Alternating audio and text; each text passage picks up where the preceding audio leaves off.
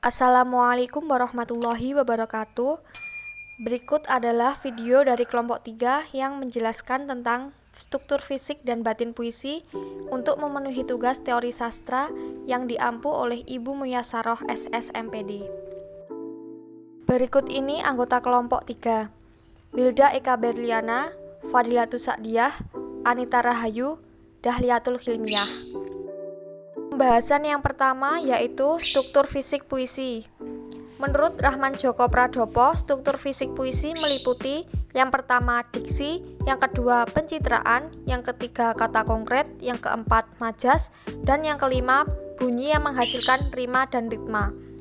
Jika dijabarkan, struktur fisik puisi meliputi hal-hal sebagai berikut. Selanjutnya, struktur fisik puisi. Struktur fisik puisi adalah unsur pembangun puisi yang bersifat fisik atau nampak dalam bentuk susunan kata-katanya. Struktur fisik puisi terdiri dari beberapa macam, yaitu yang pertama, tipografi. Tipografi yaitu bentuk puisi seperti halaman yang tidak dipenuhi kata-kata, tepi kanan-kiri, pengaturan barisnya, hingga baris puisi yang tidak selalu dimulai dengan huruf kapital dan diakhiri dengan tanda titik. Hal-hal tersebut sangat menentukan pemaknaan terhadap puisi. Yang kedua, diksi.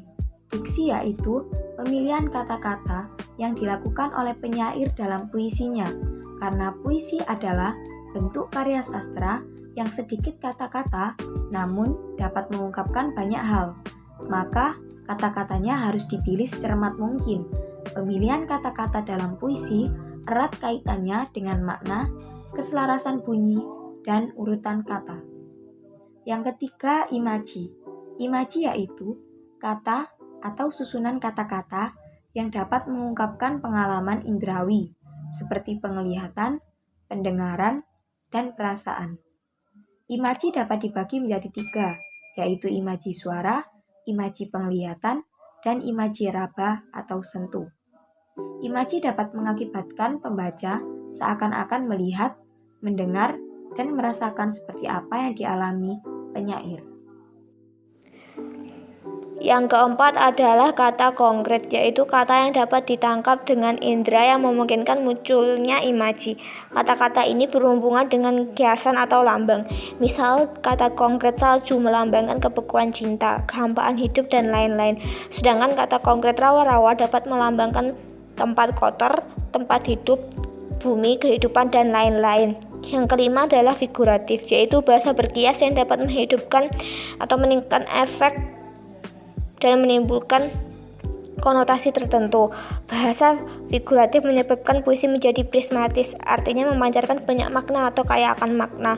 Bahasa figuratif disebut juga majas. Adapun macam-macam majas antara lain metafora, simile, personifikasi, litotes, ironi, sinokdak, eufemisme, repetisi, anafora, pleonasme, antitesis, alusio, klimaks, antiklimaks, satire, pars pro toto, totem pro parte, hingga paradoks. Yang keenam adalah versifikasi, yaitu menyangkut rima, ritme, dan metrum. Rima adalah persamaan bunyi pada puisi, baik di awal, tengah, dan akhir baris puisi.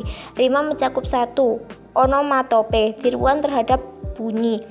Misal, eng yang memberikan efek magis pada puisi Sutaji JP. 2. Bentuk intron pada pola bunyi atau aliterasi, asonansi, persamaan akhir, persamaan awal, sajak berselang, sajak berparuh, sajak penuh, repetisi bunyi atau kata, dan sebagainya.